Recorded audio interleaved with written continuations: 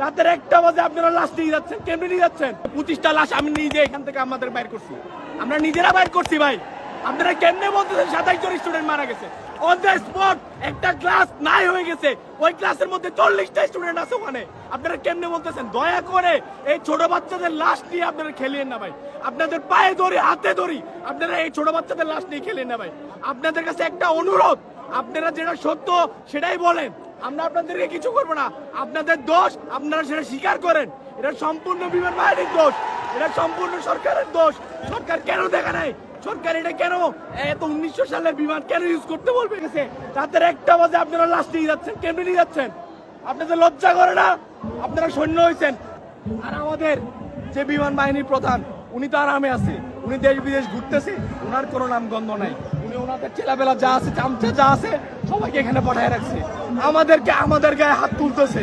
হ্যাঁ, আমরা এখানে কষ্ট করে বাচ্চাদেরকে বাইর করছি, ওরা কিচ্ছু করে না। ওরা এখন আমাদের গায়ে হাত তুলছে, আমাদের দোষ বলে। হ্যাঁ, এটা কোন ধরনের কথাবার্তা? একটা 1900 সালের প্লেন আপনারা একজন সোলো ফ্লাইটার, যার ফার্স্ট ফ্লাইট, আপনি ওনাকে চালাইতে দিচ্ছেন।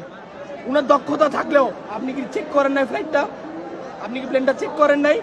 চেক করবেন না?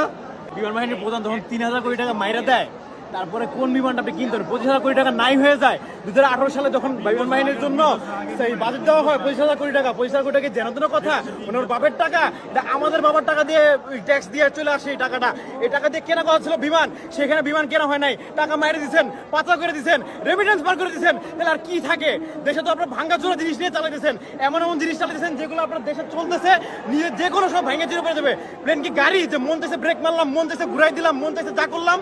এটা প্লেন, এটা যে কোনো সময় যে কোনো কিছু করা যায় না, যে কোনো সময় যে কোনো কিছু হইতে পারে। একটা সেকেন্ড, একটা বিমান হাইয়েস্ট গেলে 500 থেকে 700 কিলোমিটার প্রতি ঘন্টা থাকে। একটা গাড়ির কোনো সম্ভব এরকম স্পিডে থাকা?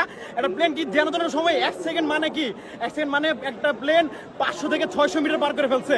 তো যে কোনো সময় যে কোনো কিছু হইতে পারে। তো এই জিনিসগুলো বিমান বাহিনীর প্রধানদের আগেই দেখা উচিত ছিল। এই সাবেক বিমান বাহিনীর প্রধানরা বাংলাদেশে ইচ্ছা মতো খায় গেছে, টাকাগুলো সব শেষ করে দিয়ে গেছে। এখন বাংলাদেশ সরকারের উপরে দোষ আসতেছে সবকিছু। এখন আগের জন খায় গেছে, এখন নতুন জনের উপরে